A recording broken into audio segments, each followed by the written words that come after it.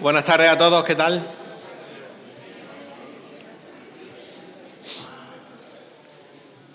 Qué maravilla de ver un salón como este, tan concurrido, para presentar un libro como el que traemos aquí hoy, de José Carlos Ruiz, el libro de Platón a Batman. Es una alegría ver que en la sociedad cordobesa está inserto este prurito intelectual y cultural para debatir sobre cuestiones tan importantes como son la filosofía, la educación, los valores, la forma de entender nuestra sociedad, la realidad, etcétera, etcétera. Mirad, he estado aquí discutiendo con mi amigo José Carlos, al que le quiero agradecer infinitamente que me haya permitido estar aquí hoy compartiendo este momento con él, porque claro, yo conozco a José Carlos desde hace unos cuantos años. De hecho, lo vi una primera vez en el año 2007, o sea, hace 10 años, cuando vino por Córdoba, y luego lo volví a ver en el año 2009-2010, cuando él estaba en La Rambla, si no recuerdo mal, de casualidad, porque yo iba a dar unas charlas informativas sobre la Universidad de Córdoba y estuvo allí. Y si ha habido una cosa que hemos tenido él y yo, ha sido una sintonía, esa especie de magnetismo especial que determinadas personas tienen, y José Carlos es uno de ellos. Entonces, fijaos, hemos pensado organizar un poco esta charla a la limón. Primero quiero contar unas cuantas cosas medio secretas que he ido averiguando de él, que las he escrito aquí. A ver qué os parecen. Luego la idea que tenemos es hablar del libro. Aunque no lo parezca, venimos aquí a hablar del libro. Porque el libro me ha parecido maravilloso, a falta de una mejor palabra. Luego trataremos de desgranarlo. Y luego lo último sería pues abrir un poco al auditorio la palabra por si tenéis alguna cosa que comentar, que puede que sea lo más interesante. Mira, entonces os quiero contar unas cuantas cosas secretas de José Carlos, ¿de acuerdo? Mirad, nació en 1975 en Córdoba, luego es mayor que yo. Estudió mucho y estudió bien.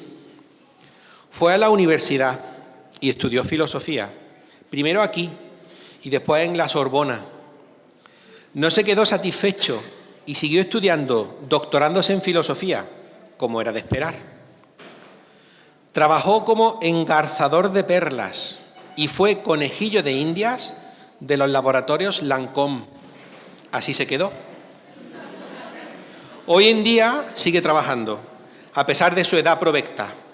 Se dedica a la docencia y da clases en el Ángel de Saavedra y en la Universidad de Córdoba, además de impartir cursos, conferencias, y nunca se queda satisfecho, porque va una vez al mes a la cárcel para intentar aliviar la penitencia de los presos y de paso la suya propia.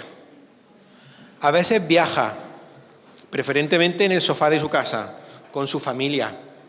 Nunca sabe bien qué ropa ponerse, pero en cualquier caso siempre suele llevar algo de color azul marino.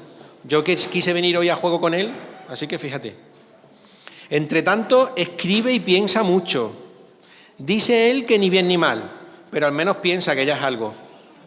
También escribió un libro antes que este. Primero una editorial universitaria, por eso de las tesis doctorales. Luego escribió el de McGraw-Hill en 2013 y ahora aquí. Este último dato que os quiero dar no es por ello menos importante. Es que José Carlos tiene los ojos verdes. Y entonces vamos a hablar aquí ahora de su libro. Mirad, hace 9 días vino el lunes de la semana pasada José Carlos a mi casa y me trajo esta joya. Yo tenía, de la génesis del mismo va a hablar él un poco, pero tenía una especial ilusión en leerlo porque lo conozco bien y me gusta mucho departir con él. Los que conocemos a José Carlos, que creo que somos la mayoría, sabéis que tiene esa prosa fácil, ese verbo ágil y sobre todo tiene una gran inteligencia. El libro tiene 3 partes y ninguna tiene desperdicio. Es un libro peculiarísimo, interesante, ameno de leer, fácil, en el que uno aprende muchas cosas, repleto de cultura, repleto de inteligencia. Y las 3 partes que yo quiero discutir con él son las siguientes. Mirad, tiene una primera parte en la que habla de autores filosóficos, de algunos filósofos, y las perspectivas que tienen de la educación, ¿de acuerdo? Y luego tiene una segunda parte que la ha titulado Criando monstruos, donde pone el dedo en la llaga en algunas cuestiones muy problemáticas de la relación entre los padres y los hijos a nivel educativo, y además también habla de algunos defectos que se pueden cometer como padre a la hora de formar y educar a los chavales. Y luego tiene una tercera parte que creo que es apoteósica, muy atinada, que haya sido el colofón del libro, ¿no? Porque esta tercera parte habla de los superpoderes de los superhéroes. cómo los padres, como él, como padre y como docente, se plantea una meta fundamental, es qué tipo de superpoderes podemos transmitirle a nuestros hijos. Y esta parte es que no tiene desperdicio. Es un libro amenísimo, repleto de cosas interesantes. Entonces, la primera pregunta que yo le hago es sobre la primera parte, es filosofía y educación, José Carlos, filósofo. Bien, muchas gracias en primer lugar. Vamos a comenzar con el capítulo de agradecimiento, como es obligatorio. En primer lugar, al Real Círculo de la Amistad, que nos ha cedido esta sala tan preciosa, y a doña Elena por la gestión que ha hecho. En segundo lugar, este libro, y principalmente, no existiría sin un señor que se llama Óscar Córdoba, que es el editor. El editor, que además se ha negado a subir aquí, pues me ha dicho que no tenía muchas ganas de exponerse en público, pero ya le sacaré yo los colores. El libro tiene una génesis curiosa, es un libro extraño porque yo no lo hubiese hecho. El libro procede de un libro anterior que yo entregué a la editorial y cayó en las manos de Óscar, y Óscar, antes de pasarlo al editor del sello correspondiente, lo miró, lo leyó y me llamó y me dijo: mira, ¿me podría hacer algo del capítulo de los padres que has escrito sobre el ensayo de educación? Y me quedé un poco perplejo porque mi intención era publicar el que todavía no se ha publicado. Y le dije, bueno, dame un tiempo para pensarlo, voy a ver qué se puede hacer. Releí el capítulo de los padres, le di vuelta y me pidió algo que fuera sencillo, algo que fuera fácil de entender, pero cada vez tuviese una reflexión un poquito más profunda de lo habitual. Entonces, durante unos cuantos meses estuvimos dándole vuelta a esta idea, empecé a escribir. Como me dedico a la filosofía, soy docente de filosofía, me parecía sencillo encontrar referentes filosóficos para ayudar a cualquier proceso educativo. Y ahora engancho con tu pregunta, Manuel. Y después de un tiempo le dije, mira, si sacamos el libro adelante, que sea algo distinto. Es decir, el objetivo del libro es que si se pone en el mercado un libro más para hablar sobre educación, que el perfil que tenga sea un perfil completamente distinto hasta lo que se ha hecho hasta ahora. Así es que estuve durante un mes y medio mirándome todos los libros sobre lo que ahora se llama coaching educativo o muy tristemente se llama parenting también, que es el ayudar a los padres a educar. Y le dije, mira, yo no quiero hacer coaching, no quiero hacer tampoco el parenting quiero hacer algo que tenga un nivel de profundidad un poquito más allá de la solución práctica que se le da a los padres para educar. Le pareció bien la idea, empezamos a trabajar, la filosofía ya estaba casi hecha y me quedaba meterle algo distinto. Y el algo distinto fue la segunda parte, que los que vayáis a leer el libro lo vais a encontrar un poquito distinta, que es el Frankenstein de Mary Shelley, de fondo, y una tercera parte que son los superhéroes. Los superhéroes que, aunque son personajes de ficción, las enseñanzas que ellos transmiten pueden ser aplicables en el día a día. ¿Por qué filosofía y educación, Manuel? Es una pregunta que hoy está de moda porque nos están quitando de los planes de estudio, como ya sabéis. Es decir, es algo triste, una realidad bastante dura para los que nos dedicamos al mundo de la filosofía, y es que en un mundo tan pragmático como este, donde lo único que se valora es el resultado objetivo de lo que se hace y se está perdiendo la parte humanística del desarrollo intelectual, pues la filosofía no tiene cabida. Así es que hay que reivindicarla.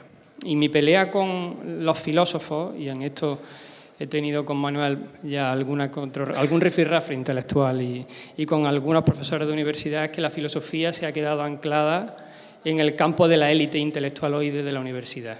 Entonces, de manera que tengo al editor por aquí dando vueltas. Cuando yo le puse el título al libro, uno de los 20 títulos que sugerí, lo primero que me dijo fue: la palabra filosofía no puede aparecer en el título.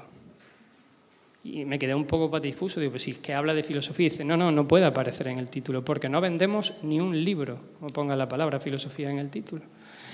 Y de hecho puse a Platón, que todavía no sé cómo me ha dejado meterlo aquí como referencia, puse a Platón y hablamos de sabiduría. Él eligió, porque los subtítulos que veis ahí, todas esas letras, yo no he elegido ninguna. Estas cosas del editor, ¿no?, que tiene ese acierto. Y entonces pensó que la sabiduría estaba asociada a la filosofía, pero no, si veis, no dejó poner la palabra filosofía en el título, porque tristemente en esta sociedad el pensamiento crítico de la filosofía pues no está de moda. Así es que el libro es un golpe sobre la mesa para decir que dos cosas. Primero, que la filosofía no solamente está de moda, sino que yo creo que se tiene que reivindicar bastante más en cualquier foro en el que se hable, desde el punto de vista de pensamiento crítico. Y el segundo, y quizá más importante, es que la filosofía se tiene que acercar a la gente. Aquí veo a antiguos alumnos míos, cosa que para mí es algo bastante espectacular, porque el resto son amigos, conocidos, familias y alumnos actuales. Pero cuando veo a antiguos alumnos es cuando te toca esa fibra sensible de decir algo hemos hecho bien, cuando alguien se desplaza desde, en algunos casos, de Montalbán, o te vienen de la Rambla y han pasado por tus clases y aparecen aquí en una presentación sin ningún compromiso, ¿no? Y eso es una satisfacción inmensa de saber que en las clases de filosofía algo estamos haciendo bien. Y esa reivindicación está en acercar la filosofía al pueblo.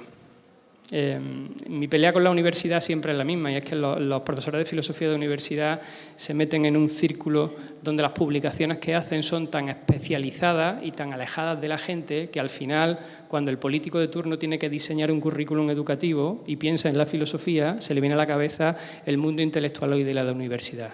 Así es que piensa, bueno, si solamente son 5, 7, 20, 100 profesores de filosofía de universidades que se escriben y se leen entre ellos, ¿qué necesidad tenemos de meterla en el currículum de secundaria si la población está ya muy alejada de la filosofía? Así que el objetivo es traerse la filosofía a la gente. En el libro he intentado, después de pulir bastante la expresión y de revisar mucho con el editor, he intentado que todo lo que se dice de filosofía sea accesible para cualquier persona, de manera que se pueda reivindicar esa faceta de filosofía y educación sin mucho problema. No sé si Manuel te queda satisfecho. Claro, por alusiones, yo estoy de acuerdo con lo que dice José Carlos, porque, fijaos, no solo la filosofía está disminuida y va desapareciendo de todos los sistemas, de todos los niveles del sistema educativo, sino que además quizás que estamos cometiendo un error del que libros como este te pueden sacar, porque el error es que hoy en día se sigue explicando el mito de la caverna prácticamente igual que se explicaba en el siglo XIX. Y eso lo que ha permitido ha sido, mejor dicho, lo que no ha permitido ha sido conectar directamente con la audiencia, en este caso con los estudiantes o con la sociedad en general. En cambio, por ejemplo, fijaos, os quiero comentar un par de cosas, porque la primera parte, la parte de filosofía de la que estaríamos discutiendo ahora, es que de una forma muy atinada, muy inteligente, lo que hace José Carlos es, no habla de Aristóteles, pero usa la forma que tiene Aristóteles de cómo educar. No te habla directamente de Cicerón, pero habla de cómo educar en la amistad a los niños utilizando el famoso De Amicitia, un texto ciceroniano maravilloso que yo siempre lo he regalado a mis amigos por sus cumpleaños y que recomiendo que lo regaléis, muy breve, muy bonito. No solo habla del castigo usando para ello a John Locke, sino que además explica el método, la herramienta, ¿no? No solo también habla de Kant y la necesidad de cumplir con el deber, sino que va inoculando una serie de contenidos filosóficos que son como un jarabe dulce que es muy agradable y que luego queda el contenido ahí. De modo que, por eso yo quiero poner en valor estas páginas, porque lo que permiten es un poco reconciliar al lector con esa filosofía que está hoy en día tan afectada y que parece que hasta el editor Oscar, antiguo amigo mío, visto que quería dejar el título de filosofía fuera, es verdad. Claro, si tú hoy en día utilizas la palabra filosofía y es una palabra que la ves negativamente, pues claro, es que algo estaremos haciendo mal. En cambio, cuando tú lees la primera parte del libro y te das cuenta de que estás incorporando a tu propio acervo cultural contenidos filosóficos de primera línea, que luego además los puedes poner en tu vida cotidiana, en tu vida práctica, es que eso, más que eso no se puede pedir. Hay otra cosa. No solo termina esta primera parte hablando de Hume, de Sócrates, de Platón, es que termina con Steve Jobs. Mirad, os voy a contar una cosa. Hace 3 años, cuando le pedí, claro, porque yo a mi amigo José Carlos lo tengo un poco, le pido muchos favores. Hace 3 años vino a dar una conferencia apoteósica en el aula de debate sobre Steve Jobs y estuvimos analizando el discurso que hizo en la clausura del año 2005 o algo así en Stanford. Y claro, se da uno cuenta de que Steve Jobs tiene una personalidad muy peculiar que vale la pena analizar en un libro de estas características. Claro, entonces, desde mi punto de vista, la habilidad que tiene el libro es, entre otras cosas, en esta primera parte, por ejemplo, es la de transmitir unos contenidos de una forma tan atinada, tan certera. Es que es mucho más fácil leerlo aquí que luego que te lo vayan dando de otra manera un poco más torpe, ¿no? ¿Pasamos a hablar de la segunda parte?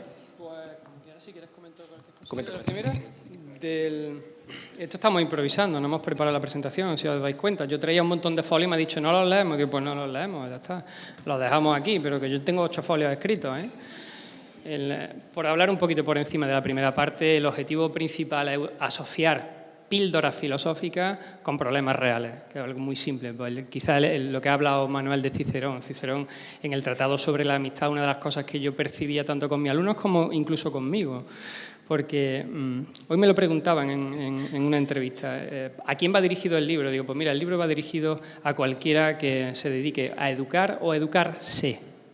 Porque la educación, a pesar de que parece que la portada con el niño y tal está orientada exclusivamente a que los padres o los profesores eduquen, la educación yo la entiendo como un proceso, como decía Ortega y Gasset, eviterno. Eviterno significa que tiene un comienzo pero no tiene un fin. Es decir, desde que te naces hasta que mueres, estás educando o educándote. Y hoy en día, con la velocidad a la que todo pasa, la reeducación nuestra es brutal. Así es que cuando yo escribí el libro, muchos de los análisis que estaba haciendo, por ejemplo, sobre el concepto de amistad, me lo aplicaba a mí. Y decía, bueno, vamos a ver, la selección de las amistades, desde Cicerón, heredada también de Aristóteles previamente, empieza diciendo que un amigo se puede distinguir de tres maneras, o que hay tres tipos de amistad, perdón. La primera va por interés, una amistad interesada, cuando hay un interés mutuo, entramos en contacto, nos respetamos, nos caemos bien y funcionamos con ese interés mutuo, y esa amistad termina cuando termina el interés. La segunda va por diversión, que es la que la gran mayoría de los adolescentes tenemos. Incluso, sí, hombre, que aunque no tenga pelo, por dentro todavía me siento joven. La amistad por diversión es inevitable y siempre agradable, y es la más duradera durante mucho tiempo, pero quizás la que menos profundidad adquiere, dice Cicerón. Y luego la amistad más complicada de todas, la más difícil, es la amistad virtuosa o por virtud, que es aquella en la que tú mejoras a tu amigo como persona y tu amigo te mejora a ti como persona. Es decir, requiere una implicación y una admiración mutua, ¿no? Lo llamo en el libro, bueno, lo llama él, isonomía. La isonomía es la percepción de que te tratan y te valoran igual que tú valoras y tratas a la otra persona. De manera que cuando tú estás educando a alguien, yo con mis hijos lo he hecho en más de una ocasión y mi mujer y yo hemos tenido este acuerdo comunitario a la hora de decírselo, cuando tenían problemas con sus amiguitos desde chicos, pues le hacía plantearse este tipo de cosas, decirle, bueno, vamos a ver, ¿por qué te gusta este amigo o por qué te gusta esta amiga? Se puede utilizar la filosofía sin ningún problema y podemos aplicar Cicerón desde que tienen 5 o 6 años y se enfadan con sus amigos hasta que tienen 17 y empiezan a generar problemas más serios. Y es a valorar a las personas que tienen a tu alrededor utilizando un criterio filosófico, que ya lo decía Aristóteles, después lo hereda Cicerón y hoy se puede utilizar en el siglo XXI exactamente igual, no ha cambiado nada. Y hablo de la amistad con Cicerón como podía hablar de cualquiera de los que aparecen aquí, pues John Locke, hablando del castigo, ¿no? ¿Qué papel cumple el castigo en el siglo XVI? Ya le escribe unas cartas, son unas cartas preciosas, es un tratado muy chiquitito que lo titula sobre la educación, y le escribe unas cartas a su prima que estaba casada y había tenido niños sobre, bueno, sus consejos para educar. Y en esos consejos para educar dice algo que está muy de moda ahora y que no me parece mal, y es que, bueno, la buena educación de un niño se tiene que ganar a través del respeto y la admiración. Y el castigo se quedaría en un segundo plano siempre que el proceso de refuerzo positivo que tengamos desde que es pequeñito sea bueno.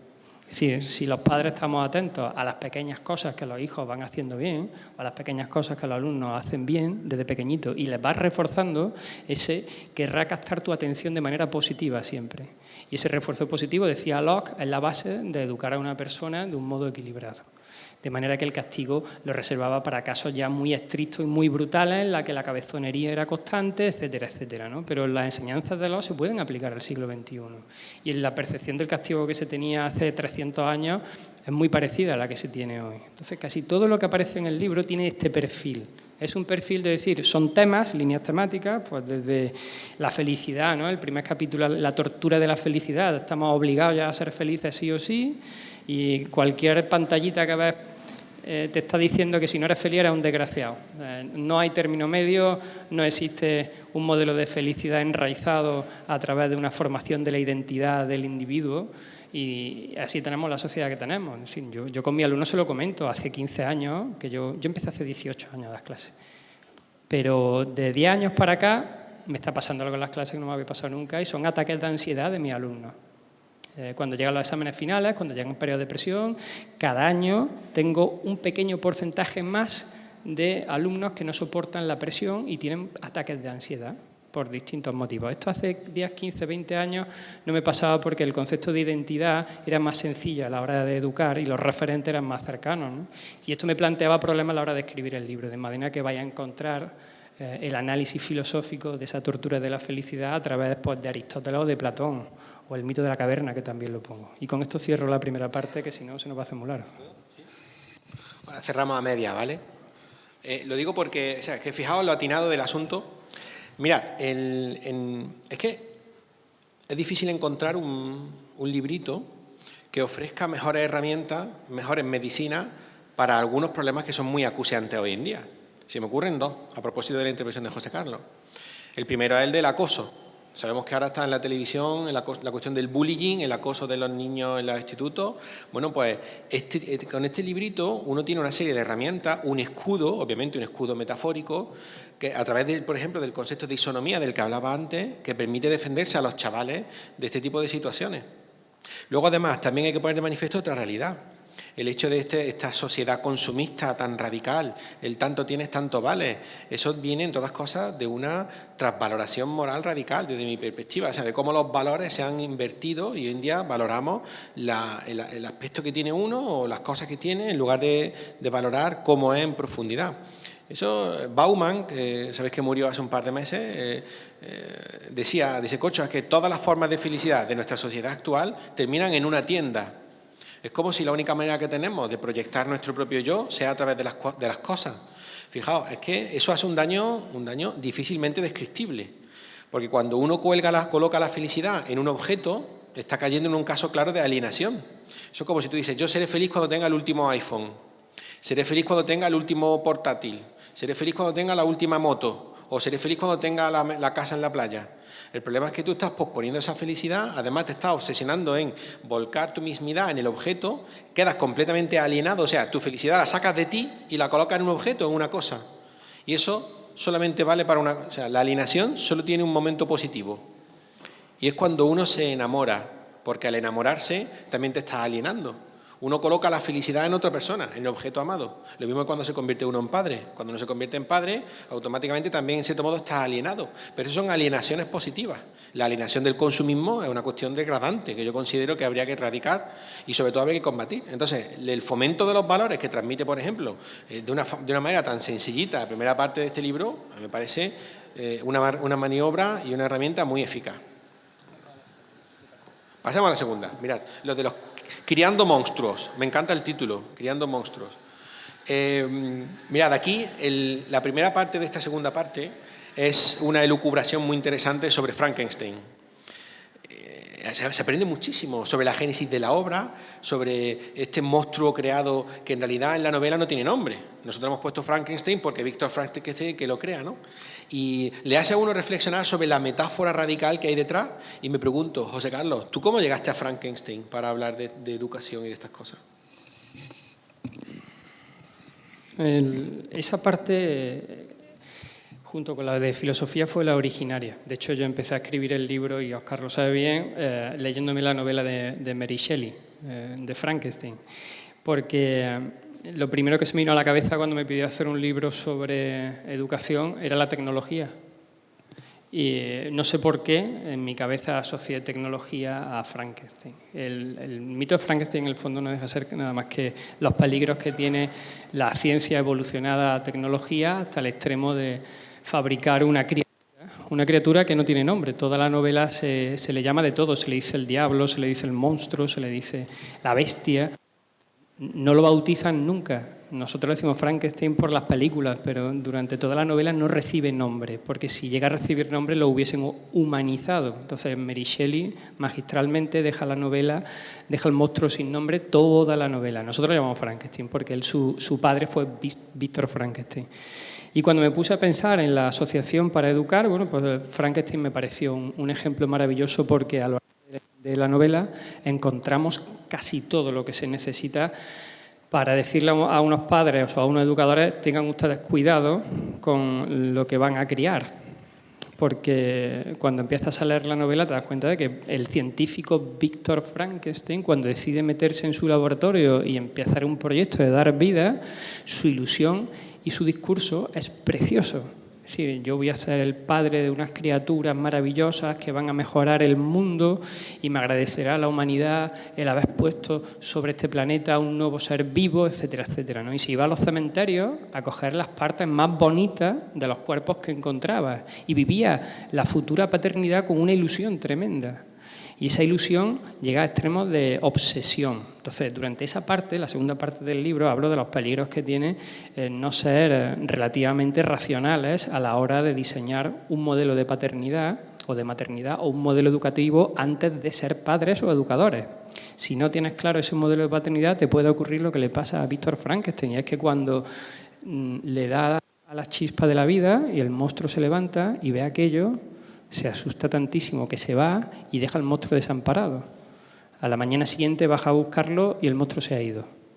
Entonces el monstruo empieza un periplo por el mundo solo, sin saber quién es e intentando imitar comportamientos de una familia que le da cobijo una especie de granero que tenía al lado. Entonces él va imitando a la familia y aprende lo que es el amor y el cariño y tal, pero a distancia, porque la referencia de su padre la pierde completamente. Entonces esa distancia entre padre e hijo, que cada vez está más acentuada en el siglo XXI, me parecía una referencia muy buena para hablar de lo que está pasando hoy en día, y se llama una brecha generacional. La brecha generacional cada vez más grande desde el momento en el que la tecnología ha entrado en el mundo de nuestros hijos y nosotros estamos separándonos de esa brecha tecnológica junto con la generacional.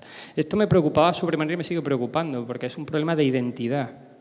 Hace 30 años nosotros nos criábamos, por lo menos nosotros, hablo de la gente de 40 para abajo, las identidades que teníamos eran identidades cercanas. Es decir, tus referentes identitarios empezaban con tu abuelo, con tu padre, con lo poco que se veía en la televisión, la poca televisión que había, con los maestros y los profesores.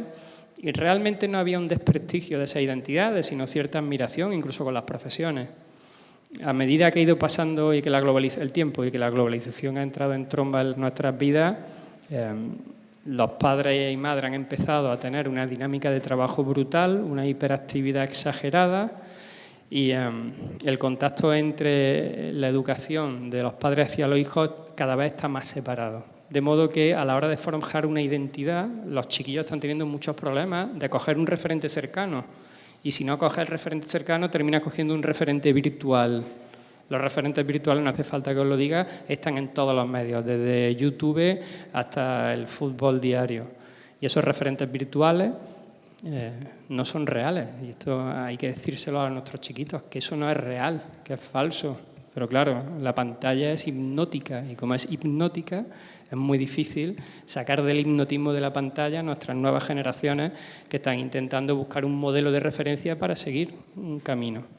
Y eso me llevó a escribir la parte de Frankenstein, ¿no? Me parecía una analogía maravillosa para coger y de hecho pues casi todo va por ahí, ¿no? Desde la profesionalización de la paternidad, cómo la paternidad se ha convertido en un ejercicio profesional brutal en el que queremos ser los mejores padres del mundo, llevarlos a las mejores actividades extraescolares del mundo, que tengan las mejores notas, los mejores idiomas y al final te crea una agenda profesionalizada como padre, ¿no? Y ahí cuento un poco esta parte. Y el proyecto común educativo, ¿no? Que es un ideal a seguir por todo aquel que se dedica a educar, ya sea padre, ya sea madre o profesor. Eso es la segunda parte. Y la última, que es la que por lo visto más demanda tiene por parte de la radio, que son los superhéroes. Y ahora veremos por qué. Pero, ¿ya pasamos a la tercera? ¿Sí? Bueno, ¿qué hora es? Bueno, venga, pasamos a la tercera. Mira, no, es que yo iba a hacer una pregunta de la segunda parte, pero bueno, la haré a media. Y es una de las cuestiones que también me parece muy interesante. Fijaos lo que dice José Carlos en el libro. Tú vas al médico y el médico te manda una medicina y te la toma. Tú vas a un arquitecto o a un albañil para que te arregle algo y te dice cómo tienes que hacer las cosas y te lo hace. Ahora bien, tú vas al profesor de tu hijo y le dices cómo tiene que hacer las cosas y te dice, ¿qué pasa? O sea, cuestiona uno el criterio, incluso la profesionalidad del profesor. Y es una cuestión que no vamos a hablar ahora, obviamente, pero que está ahí también, entre otras cosas, porque hemos visto cómo se ha ido devaluando la perspectiva profesional del que se supone que está enseñando a nuestro hijo. Y luego también podríamos hablar de Telémaco, pero lo vamos a dejar para otro día, porque Telémaco es otro caso de padre ausente. A Telémaco se le va a su padre Odiseo y hasta los 20 años no lo vuelve a ver. Pero ahora vamos a pasar con la parte que yo creo que tiene la enjundia adecuada para esta parte final. Mira, los superhéroes. Ahora llega la tercera parte del libro y te dice José Carlos que uno tiene que poder enseñar, aprender a enseñar, cómo Superman, además de ser Superman, tiene otra serie de superpoderes. Por ejemplo, el superpoder de la moral, pero también de la humildad. Y luego te habla de Wonder Woman, que espero que se detenga en Wonder Woman, porque tiene el poder de la verdad, pero también el de la igualdad, del diálogo, o sea, un pedazo de superheroína. Pero luego es que te habla de Batman, de la filantropía, de la valentía de Batman, que además Batman en realidad es un ser humano como nosotros, no tiene, no es especial porque genéticamente sea distinto. También el poder de compartir, el apartado que le dedica a Batman y Robin, interesantísimo. O por ejemplo, y de Spiderman, Spiderman es un caso de cuando Spiderman es niño, un niño acosado, antes de que le pique la araña. Entonces él tiene ese poder de la curiosidad, de la responsabilidad, el poder del cambio. Y termina con el Capitán América, el de la perseverancia y la determinación. Daos cuenta de lo original del enfoque, ¿eh? Porque cada uno de estos superhéroes transmite una serie de ideas que si nosotros logramos inocularlas en las generaciones venideras, vamos a tener una supercivilización de super estudiantes, chavales y personas. ¿No os parece? ¿Cómo se hace eso, José Carlos? ¿Se puede hacer? Poder no lo sé, pero intentar se tiene que intentar, ¿no? Ya que se haga o no, un punto y aparte. Pero los superhéroes, en el fondo es un truco, o sea, es una excusa para hablar de qué cosas se pueden coger de cada superhéroe que se puedan transmitir a cualquier individuo, ya sea un niño, ya sea un adulto, ¿no? Y claro, no me interesaban los superpoderes que tienen porque no los podemos heredar, pero sí me interesaba la evolución de cada personaje con esos superhéroes. Y en esa evolución de personaje descubrí cosas que son interesantísimas, ¿no? Él ha hablado de Wonder Woman, pero es que lo de Wonder Woman, con la sociedad que tenemos, que ha sido siempre encaminada a poner sobre el tapete siempre la figura masculina, Wonder Woman ha pasado desapercibida dentro del mundo del cómic, pero es una superheroína brutal. De hecho, después de haber investigado durante 6 meses todos los superhéroes que podía sacarle provecho, para mí ha sido el descubrimiento del mejor superhéroe de todos, ¿no? Wonder Woman se crea en 1940 y lo crea William Moulton, que es un licenciado en Harvard en Derecho, que se hace doctor en Psicología por Harvard. Y William Moulton se casa con una feminista de aquel tiempo, con Elizabeth Holloway, que reivindicaba la causa del feminismo en los años 40, cuando estaba a punto de Estados Unidos de meterse en el jaleo de la guerra y dejar a las mujeres trabajando, ¿no? Y le dice a su marido, oye, esto no es normal. Los cómics que se estaban vendiendo a cascaporro en Estados Unidos, Batman y Superman tenían 1 millón de ejemplares vendidos cada vez que sacaban un cómic a la calle. Ella se queja al marido y dice, esto no puede ser, no tenemos mujeres superheroínas. Y él hace un artículo, llama la atención y le piden que colabore y que diseñe una superheroína. Y decide diseñar a Wonder Woman. Y con la mujer, entre los dos, pensaron qué cualidades tendría que tener esta superheroína que fuese distinta al resto de superhéroes. Y cogen al mito griego de Afrodita, no, ¿cómo era? De la Amazona. De la Amazona, la convierten en una amazona criada solo por mujeres y le dota de poderes de las que solo las diosas podían dotarle, ¿no? Entonces, pues Afrodita le da belleza, Atenea le da sabiduría, Demeter le daba la fuerza, Artemisa le daba la capacidad de entenderse con los animales, en fin, que es una diosa indestructible y de hecho a lo largo de la historia del cómic ella tiene muchas batallas y a Superman le gana, es una cosa bárbara. Pero en los años 50 llega en Estados Unidos la censura y empieza a decaer la venta de cómics porque censuran muchas viñetas y a ella le quitan los poderes. La censura obliga a que, por el machismo que había, perdiese los poderes y se dedicase a tener nada más que kung fu. Y de los años 50 a los años 65 pues daba clases de kung fu e intentaba pasar desapercibida como superheroína, etcétera, etcétera. Hasta que se crea una revista feminista por parte de Gloria Steinem y en el primer número de la revista, ella que era muy aficionada al cómic, en el año 61 creo que fue, en la portada pone a Wonder Woman y reivindica que recupere todos los poderes y superpoderes que ha tenido siempre, porque era una marginación sexual y a partir de ahí vuelve a recuperar a Wonder Woman como figura maravillosa. Bueno, Wonder Woman tiene todos los poderes, es decir, ella no lucha, ella directamente intenta convencer a las personas utilizando el diálogo.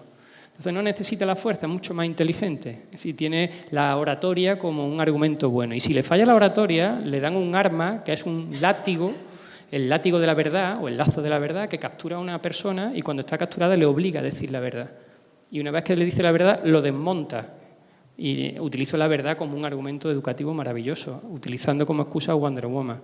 Este concepto de verdad, además, lo saca Moulton de sus experimentos. Moulton es el precursor de la máquina de la verdad. Como científico que era, es el primero que inventa en 1940 una maquinita que medía la tensión arterial y las palpitaciones del corazón para saber si mentías. Y entonces se le ocurrió decir, bueno, este instrumento, que es la máquina de la verdad, en 1940 se lo paso a la superheroína para que consiga derrotar al enemigo simplemente utilizando la verdad. No hace falta pegar puñetazos, que si hacía falta los daba, ¿no? Pero no había que llegar a esos límites. Así que me parece de los personajes más curiosos que he investigado, ¿no? El resto de superhéroes, si sois aficionados a los cómics, los conoceréis, pero no me interesaba el cómic en sí, me interesaba el sentido de fondo o qué valores podía recuperar de cada uno de ellos. Y en esos valores, pues no sé, podríamos hablar de Batman si queréis, pero Batman todos los conocéis, ¿no? Batman es ese personaje oscuro cuyos diseñadores imitan a Sherlock Holmes, cogen a Holmes, buscan su personalidad, la copian y se la ponen a Batman para que sea un investigador. Y en el título aparece Batman porque es mortal. Batman es un superhéroe como cualquiera de nosotros, mortal, y su inteligencia es la que desarrolla la capacidad de pensamiento crítico que hace que capture a los malos utilizando analogías de investigación con Sherlock Holmes. Todo el objetivo de los superhéroes cuando lo leáis, si lo leéis, es que tengáis unos modelos de actuación que sean fáciles de conseguir.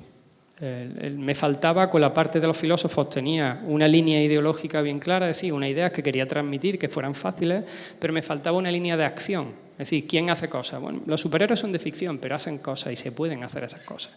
Así es que lo que vais a encontrar en esa última parte son detalles muy interesantes de la evolución de cada personaje en torno a un valor que se puede transmitir a cualquiera de nuestros hijos. Pues yo qué sé, el de Spiderman. Spiderman hace lo que todos harían.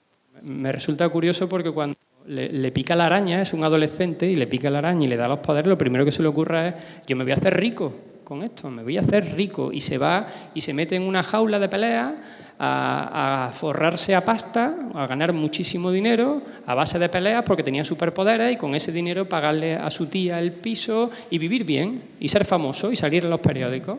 Y así empieza lo que haría cualquiera de nuestros, seguramente, adolescentes si cogiesen un superpoder como esto. Hasta que un día, en esas peleas, alguien entra a robar la recaudación de la caja del espectáculo. Y entonces pasa delante suya, él ve que ha robado, le da igual, se escapa y le dice el dueño, pero bueno, ¿por qué no has parado al ladrón? Y dice, es que no va conmigo. Si eso no es mi problema, el ladrón ha pasado por ahí, eso no es mi problema. Una semana después asesinan a su tío. Él estaba siendo criado por su tío y por su tía, y una semana después asesinan a su tío. Y Spiderman se pone a investigar quién es el asesino y descubre que es el mismo que había robado la caja y que la había dejado escapar. En ese momento se le ilumina la cabeza y dice, bueno, es que todo gran poder conlleva una gran responsabilidad, que es la famosa frase de Spiderman, ¿no? Y ahí utilizo ese cambio, ese cambio brutal de personalidad que hace que a partir de ese momento se arrepienta de no implicarse en la vida de los demás para mejorarla. Y lo que le digo a muchos de los que están aquí, que sois educadores o sois padres, es que hay que tener en cuenta ese superpoder del cambio, porque es fundamental, y que a veces nosotros tenemos que ser no la araña que le pica, sino el que le roba la recaudación, para que se den cuenta que si no se preocupan por algo más allá de su núcleo o su zona de confort o su núcleo social primario, por mal camino vamos, ¿no? Hay otro personaje que es bastante interesante, que es Capitán América. Aunque no, voy a hacer un comentario rápido porque yo de Capitán América conocía muy poco hasta que vi las películas. Y hay una escena que es justo cuando, antes de que lo transformen, de que le inyecten ese suero que le cambia la vida, el muchachito es un enclenque, poquita cosa, que no le dejan alistarse siquiera porque no cumple los requisitos mínimos sanitarios. Entonces, uno de los científicos ve algo especial en él, ¿lo recordáis? Ve algo especial en él y lo pone a prueba de una forma muy curiosa. Y es que lo lleva allí a una especie de barracón con soldados y tiran una granada en mitad de un pelotón de soldados. ¿Y cómo responde el futuro Capitán América? Se tira encima de la granada para con su cuerpo de esa manera tratar de salvar la vida a los demás. Luego, afortunadamente, vemos que la granada es de madera y no va a explotar. Bueno, eso, filosóficamente hablando, es un hecho, eso se llama un acto supererogatorio, por lo menos en terminología anglosajona. Los actos supererogatorios son el sacrificio último que una persona puede llevar a cabo. Además, en realidad, no tienen valoración moral porque nadie te puede pedir que te tires encima de una granada para salvar la vida de tus compañeros. Sin embargo, el muchacho lo hace. Y entonces ese es el detonante final que permite, o por lo menos que le da la razón para decir a este hombre hay que transformarlo en el superhombre, que lo transforman cuando le meten, porque es un suero o algo que le ponen, ¿no? En ese apartado, y por continuar con el Capitán América y la educación, ¿no? Lo he puesto como perseverancia. Y es cierto, ¿no? Es un cabezón, un testarudo, una persona que saben que lo tienen que matar si quieren derrotarlo. Hasta el extremo de que la perseverancia se ha convertido hoy en día quizás en una de las cosas que más he hecho en falta en la educación contemporánea.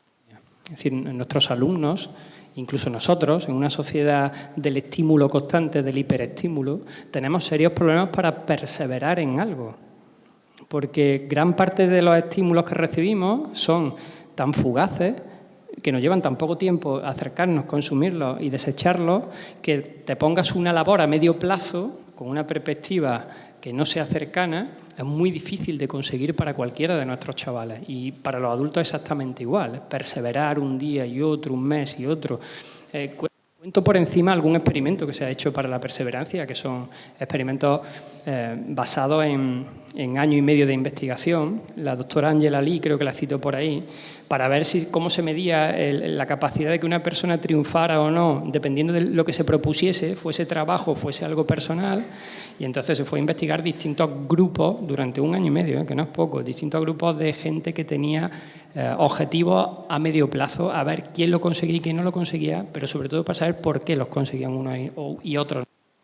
Y en esos grupos pues elige a unos vendedores de una empresa, se va por 1.500 vendedores a ver cuál de ellos iba a ser el que más ventas tendría y iba a ser el que iba a seguir en la empresa si había remodelación de plantilla. Después se va, creo que era a West Point, a los cadetes de West Point que entraban el primer año, a ver quién iba a seguir el segundo año o quién iba a ir a la calle. Se va a los profesores novatos que han aprobado las oposiciones y que están en centros educativos duros, a ver quién de ellos iba a tirar la toalla el primer año o quién no, ¿no? En total, y así con un montón de sectores. Después de todo el año, pasando la encuesta, investigando, analizando, cuando la recoge y hace el análisis de por qué unos han triunfado y otros no, descubre que, por ejemplo, los vendedores que habían triunfado no eran los que eran más guapos, iban de puerta en puerta, ni los que tenían más labia a la hora de vender un producto, ni se le daba mejor. Eran aquellos que habían triplicado el número de llamadas o de visitas con el resto. Gente que había ido 3 veces más. Es decir, tú habías hecho 1.000 visitas, ellos habían hecho 3.000. Y esos seguían. Que los profesores que seguían, después de un año muy duro, siendo novatos en colegios e institutos durísimos, eran aquellos que por las tardes en su casa le daban vueltas y vueltas a decir cómo enfoco la clase de mañana y me encabezono a que estos chavales no se me vayan de las manos. Y que los cadetes de West Point que triunfaban no eran los más fuertes ni los más inteligentes, sino los que no cogían vacaciones cuando llegaban las vacaciones y se quedaban haciendo flexiones abdominales y estudiando durante los fines de semana en la academia y no se iban a visitar a sus padres. Eran gente que perseveraba constantemente con cualquier objetivo que se propusiese uno. No tiene por qué ser un objetivo laboral, puede ser un objetivo plenamente personal, ¿no? Y educar esto es dificilísimo. Entonces ahí hablo un poco de los pequeños detalles que a medida que vamos viendo a nuestros hijos crecer o a nuestros alumnos, hay que hacerles ver que desde el videojuego en la pantallita que no te pasas y que te parece una chorrada y a los 2 días ya no quieres jugar, entonces hay que sentarse y decir, no, nos ponemos y vamos a intentarlo, porque parece una chorradita, pero vamos a perseverar, vamos a ver si conseguimos pasar esta pantallita, ¿no? Y se puede educar en la perseverancia, se puede, es una cuestión fácil, es una cuestión de método, no es tan complicado, ¿eh? Lo que pasa es que los estímulos de hoy en día no lo facilitan, ¿no? El ejemplo de Edison, supongo que lo habéis oído, el de la bombilla, ¿no? Que se tiró en 1880, que es cuando Edison consigue encontrar el filamento perfecto que aguante más de 1.400 horas. En 1789, eso fue en el 80, perdón, en el 79 la bombilla duraba 14 horas porque los filamentos se hacían. Y Edison se encabezonó durante un año y probó 6.000 tipos de fibras distintas. 6.000. ¿Sabéis lo que son 6.000 en un año? Ponerle a la bombillita, darle, ver cuánto aguanta. Claro, llegaron, se cuenta, yo no sé hasta qué punto es verdad la anécdota, pero bonita sí que es. Se cuenta que le preguntaron, bueno, ¿y usted cómo no tiró la toalla después de 1.000 intentos fallidos? Y él contestó, no son 1.000 intentos fallidos, es un invento de 1.000 pasos, que es muy distinto. Es decir, yo no consideraba que fallara, sino que para llegar a he tenido que dar 1.000 pasos, no 1.000 intentos. Es decir, la perseverancia de fondo es lo que me lleva a pensar que cuando esta fibra se rompe es una fibra menos para analizar. No es una fibra que fracasa, sino ya tengo un trabajo que me he quitado de encima y voy a por el siguiente, ¿no? Esto se educa. Y he puesto el Capitán América porque ya os digo, como personaje de ficción, es testarudo hasta el extremo de abandonar su identidad y convertirse en el nómada, incluso en contra de los ideales del gobierno de los Estados Unidos. Y así os podría contar mil anécdotas chiquititas. Yo podría estar aquí todo el día hablando de superhéroes, porque me he pasado 6 meses estudiando el proceso de cada uno y ves que se puede aprovechar de cada uno en ese concepto de felicidad. Pero voy a dejar que Manuel vaya ya cerrando. Yo doy una pincelada final y nos vamos.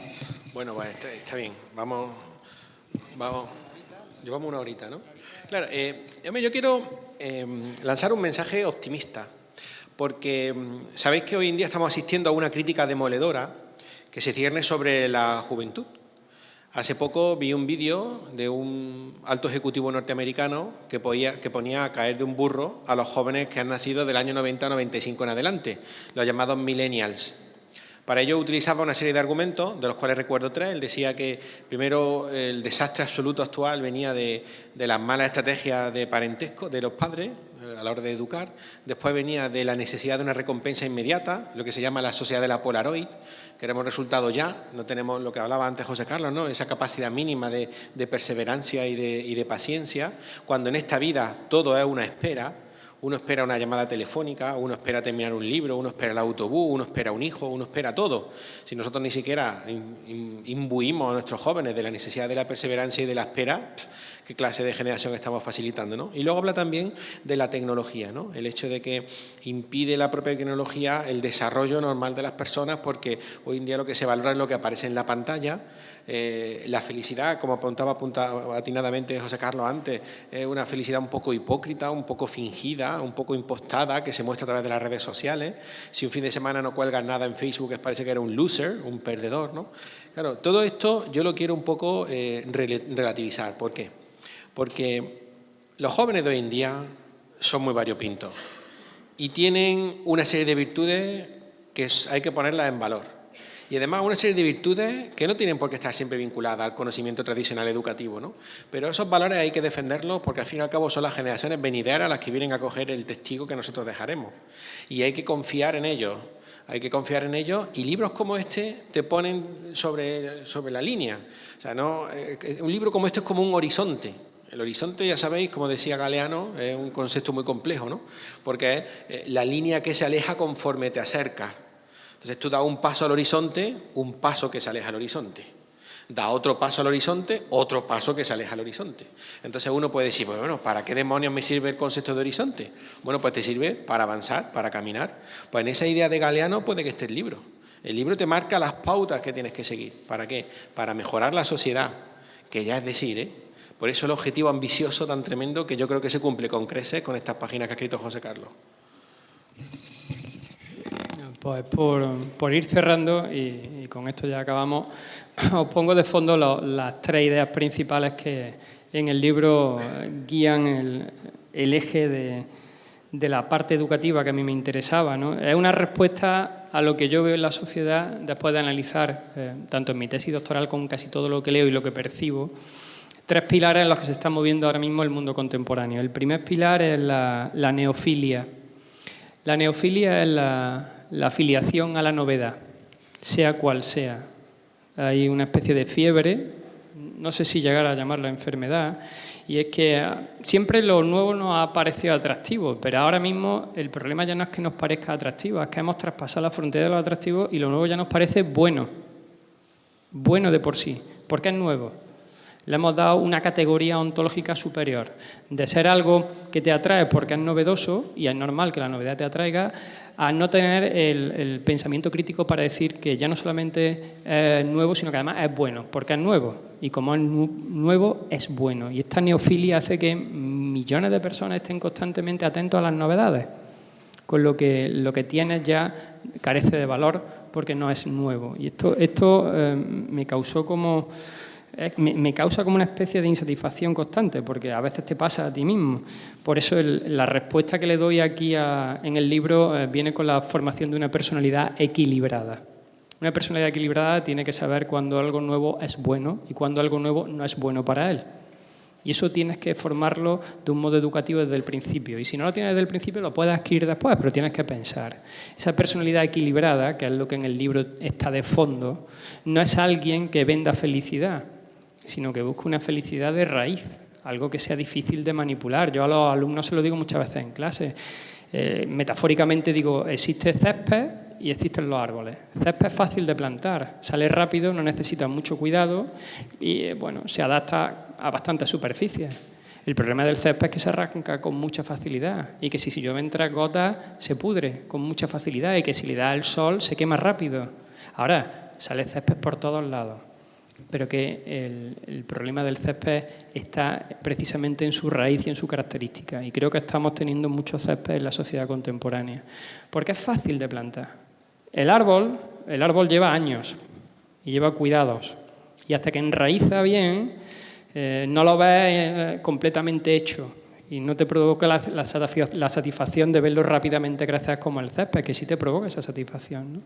Pero tenemos que empezar a plantar más árboles en las personalidades de nuestros chavales. Tenemos que hacer que esas raíces, que tardan tiempo en germinar, pero que germinen. Porque luego vendrá una tormenta y con 3 gotas de agua no les pasará nada. Se les romperán ramas y seguirán teniendo la raíz y el tronco fuertes. Y podrán tener dudas morales o incluso personales, pero si lo hemos hecho bien en el proceso madurativo, serán personas íntegras y completas.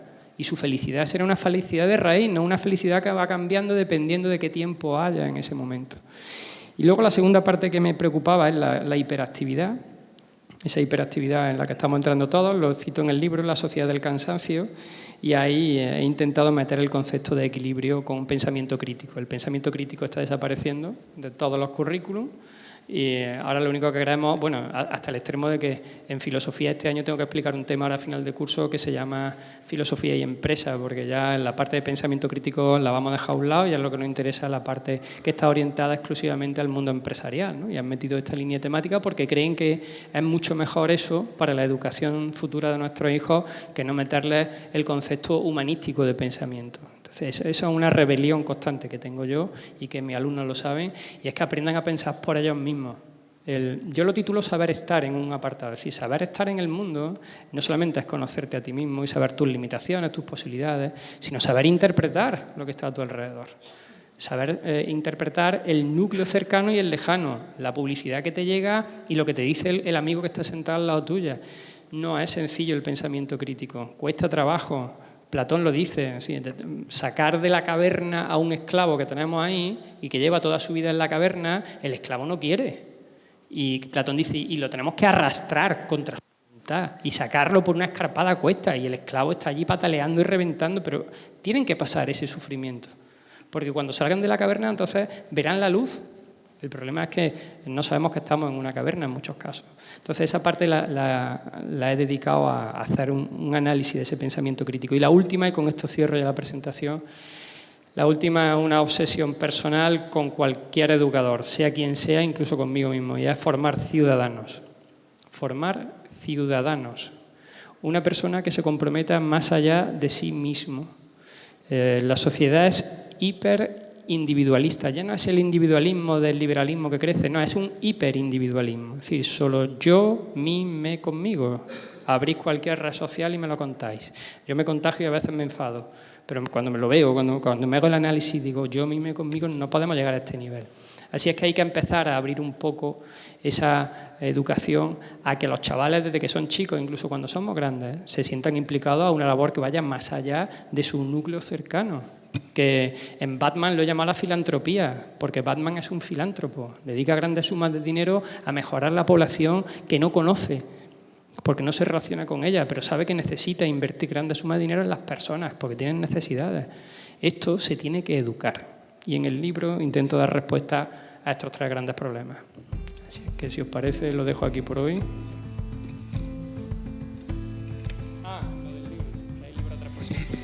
A ver, me comentan atrás los encargados de la parte económica de la editorial que allá han puesto un stand de libros, ¿de acuerdo? Por si queréis hacer alguna compra y dedicatoria, sí, yo no hay ningún problema. Los que me tenéis más cerca, si queréis reservar la dedicatoria para un momento más íntimo, no hay ningún problema, os lo agradezco. Los que no me tenéis más cerca, obviamente, estoy aquí para que, si queréis, os dedique el libro. Muchas gracias por vuestra asistencia.